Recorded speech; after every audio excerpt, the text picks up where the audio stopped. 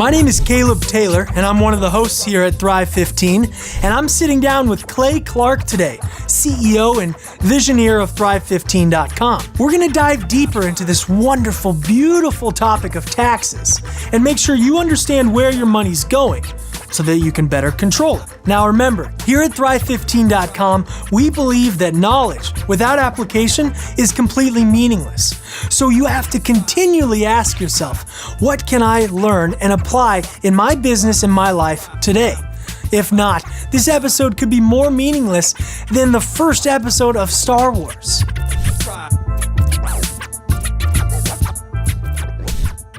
All right, Clay, welcome. I'm glad to sit down next to you. It's always a pleasure, an honor. It's ecstasy when you're next to me. Wow, that is beautiful. Did that just come to you? Now Barry White. I took it from Barry White. I hope that you incorporate a lot more of those, though, because Yeah. we're talking about a topic that needs a little bit of flavor. Yeah. You know, we're going to be diving into taxes here. Okay. You know? Specifically, we're going to be talking about what you spend 50% or more than 50% of your income on. Yeah. Why is this something that we need to think about right now? Well, the thing about taxes is that it's not something we want to spend a whole lot of time talking about, but it's something that we spend over half of our money on. Now, real talk. I don't know if you're watching this, if you maybe disagree with me here, but as a general rule, we exchange time for money. So I would say you spend over half of your time on taxes. So we should probably take a little bit of time to figure out, what are we paying, where's it going, maybe are we spending too much? Right. Can we reduce the amount of money we're spending on this? We just want to know a little bit about what we're facing here. And Clay, I know because you've had so much experience helping and interacting with different clients, entrepreneurs, and millionaires, you've seen how the millionaires have grown their income year after year. And then you've also seen entrepreneurs who are making money never get ahead. I will tell you that all successful people I've ever met know exactly where their money's going. Unsuccessful people don't. So we need to know where the money goes. And that's what we're doing today. We're going to go down, break it down step by step, a few of the taxes that you are sending your money to right now. We're hopping on the party train of taxes. Yeah.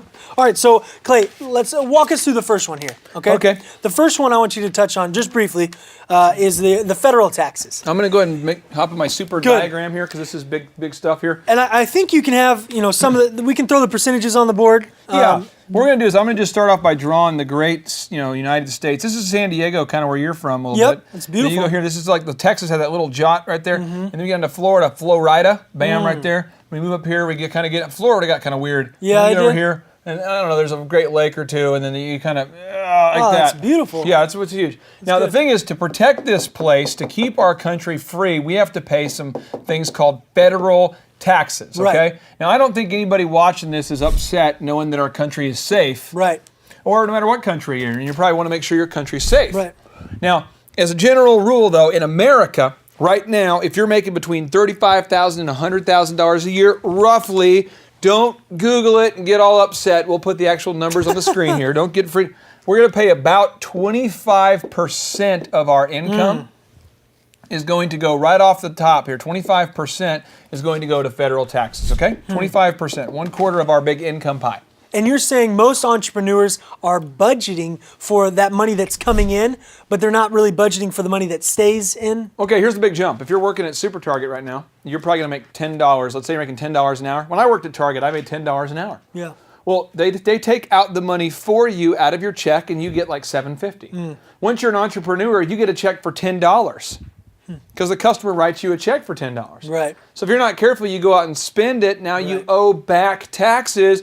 That becomes a problem. It's a lot less painful when it never reaches your hand. You don't even realize it's happening, at least as much. Yeah. But once you get that into your bank account, it hurts a little bit more. It hurts so good because I love taxes. And I wish I could pay more. Well, your main man Webster here, he defines very helpful definition. Yeah, Webster. He defines tax as to require someone to pay a tax. Isn't that neat? That's to require someone, so you're required to. It's something you have to do. Yeah. Okay, taxation for the nation. Bam. Yeah. So, if we're going down, this definition, it makes me think of the Declaration of Independence, right? And that talks and dives a lot deeper into this issue of taxes. So I'm going to read real quickly here some of what we can find in the Declaration of Independence. Yeah. It says, when in the course of human events it becomes necessary for one people to dissolve the political bands which have connected them with another, and to assume among the powers of the earth the separate and equal stations to which the laws of nature and nature's God entitled them, a decent respect to the opinions of mankind requires that they should declare the causes which impel them to the separation. Quick time out. Yeah, basically just saying, hey, we're separating from you, Great Britain. Here's why. Here's why. Okay, we're separating. We're forming our own new nation. We're leaving from over here. We're coming over here, starting our own country. Here's why. They're saying you should at least give them that respect to telling them why you're leaving. Boom, King George. It's a good one to apply in your dating life too, I think. That's It's just a bonus tip. It's a bonus tip. Okay, it's a dating bonus tip. tips.